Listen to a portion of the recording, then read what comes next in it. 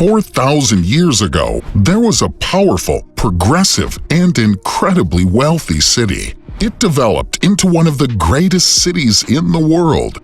The streets were paved. Numerous gates led into the walled city that had over 250 towers that were at least 100 meters high. This is where modern writing and mathematics were invented.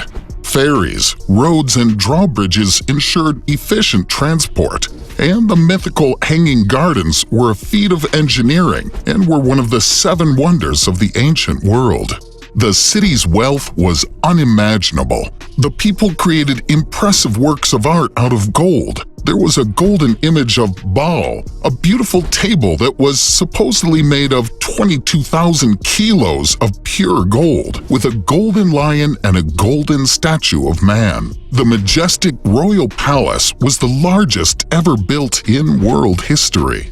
Babylon used to exist in what is now modern-day Iraq. Everyone has heard of Babylon, or at least of the tallest tower in the world at that time, known as the Tower of Babel. But how did this incredible rise and dramatic fall of Babylon and the Babylonian Empire come about? Before we get started, be sure to hit that like button and ring the notification bell for more videos. The birth of Babylon. After the fall of the Akkadian Empire, 2 new empires popped up and began to claim the nearby land. The Babylonians were in the south, and the Assyrians were in the north. The Babylonians would be the first group of people to create an empire that would claim the entire country of Mesopotamia. The city-state of Babylon has been in Mesopotamia for years, but things were now beginning to look up for Babylon, as it seemed they had claimed the majority of the land for themselves. When the Akkadian Empire began to fall, the Amorites moved in to claim their territory. This all took place sometime around 1792 BC, when King Hammurabi was elected ruler. It wouldn't be long after Hammurabi became king that he would want to expand his reach. He loved his job, but he felt as though he should be able to rule over much more than just Babylon. This led him to his desire to conquer other city-states in the area, doing his best to claim control of all the nearby settlements. Within a few short years, he had been able to successfully conquer the entire country of Mesopotamia, including the Assyrians in the north. Because of Hammurabi's unwillingness to back down, he would become one of the most powerful rulers of his time and helped Babylon become the richest and most prosperous city in ancient history. Much of Babylon was located on the banks of the Euphrates River. The city served as a major trading area for people from all over the world. Supplies and goods were abundant, so the city saw a constant flow of money, services, and resources. The city was also highly advanced and would be the first to adopt all the new ideas and products that were being invented across the globe. At the time, Babylon was also, by far, the largest city in the world. It's estimated that as many as 200,000 people lived in Babylon at its peak. In the center of the city, the locals had built a large pyramid that they used as a temple. Researchers believe that this pyramid would have been around 100 meters tall, with wide streets that would lead to it from all the city entrances. Around the pyramids and other areas of the city would have been gardens, palaces, towers, and beautiful works of art that were unlike anything humans had ever seen. The city was also the cultural epicenter of the world, with science, music, mathematics, astronomy, and literature thriving in the city's walls. The invention of writing and mathematics. We take a lot of things for granted these days. For example, without the influence of the Babylonians, you wouldn't be watching this video right now. They helped spur a movement that would create various forms of writing and normalize writing as a way of taking notes and documenting the history and other facts that have since been lost to time. They also claim to have invented the wheel, modern agriculture, the bow, the plow, irrigation, and several other inventions that helped found humanity as we know it. Without the Babylonians and their various inventions, we would not be who we are today. But did you know that many of the people who originally invented these machines, such as the wheel or the plow, claim that the ideas were given to them by angels or aliens? We don't know too much about the invention of most of these things, but many of the early humans claim to have been visited by beings that descended from the sky and informed them how to live a prosperous life and use their surrounding resources to their advantage. It's super interesting stuff, but we're getting a little off topic. Anyway, the Babylonians helped invent the first form of a writing system that involved clay tablets that would be engraved with wedge-shaped letters. This helped document much of their history and how they created early mathematics. To put this into perspective, these writing methods allow us to know more about ancient Babylon than we know about ancient Egypt. The Babylonians would also invent the fundamentals of modern mathematics. They would be the first civilization to use mathematics to help measure land, tax people, and conduct all sorts of business. They would also use numbers to document the night sky, so they could create a lunar calendar that was shockingly accurate for its time.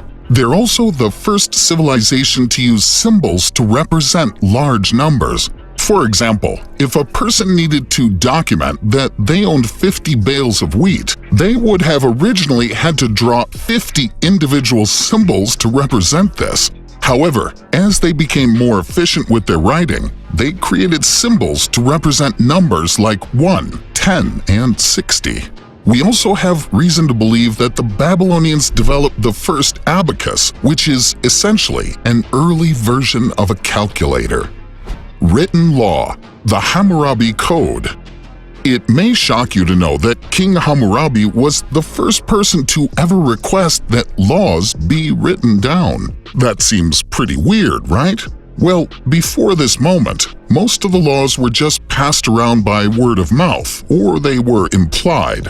As you may expect, this left a lot of legal gray area for citizens, as they had no way to know for sure what was right or wrong.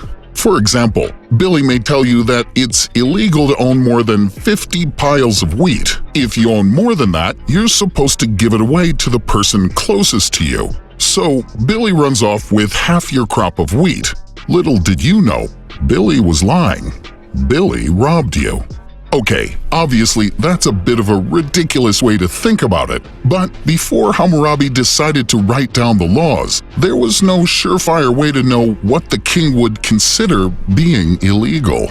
Hammurabi asked some of his workers to create giant pillars that would list the various laws of the land. At the time, there were just 282 laws, much different from today's world when there are thousands of laws we have to abide by. Most of Hammurabi's laws were strangely specific, but these rules would serve as guidelines that could be used if similar circumstances were to occur. For example, what you should legally do if your neighbor convinces you to give him all of your wheat. There were tons of laws that would help regulate businesses, make sure you paid your workers their wages, rules for trading, rental prices, slave prices, the list goes on and on. There were also the obvious laws that would dictate what would be considered criminal behavior and what would happen to you if you were caught breaking the law. There were even laws about adoption, marriage, and divorce.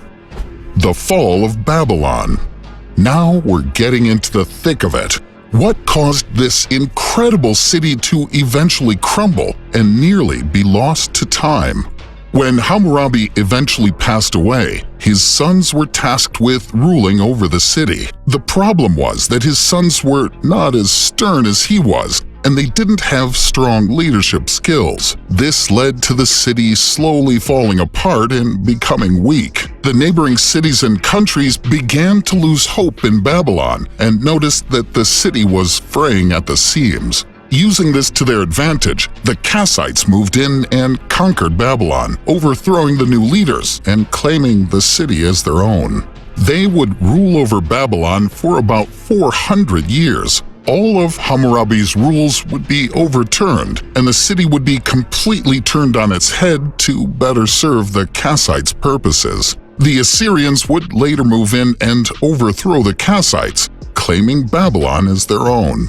The city would only be reclaimed again by Babylonians in 612 BC, with much of the city being re-established and ruling over Mesopotamia once more. This new empire, considered the Second Babylonian Empire, is often referred to as the Neo-Babylonian Empire.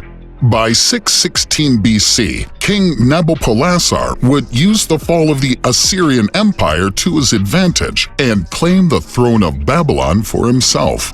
His son would also learn from his father and work to bring Babylon back to its former glory. Nabopolassar's son, King Nebuchadnezzar II, would rule over the city for 43 years and became one of the greatest leaders the city ever had. He would rule with an iron fist, but many of his laws were respected by the city's inhabitants, so all was well. He would also prove to be an amazing military leader and would help Babylon to expand west and claim more territory for itself. He would also lead the forces that saw the Hebrews being captured and forced into slavery for 70 years, according to various stories in the Bible.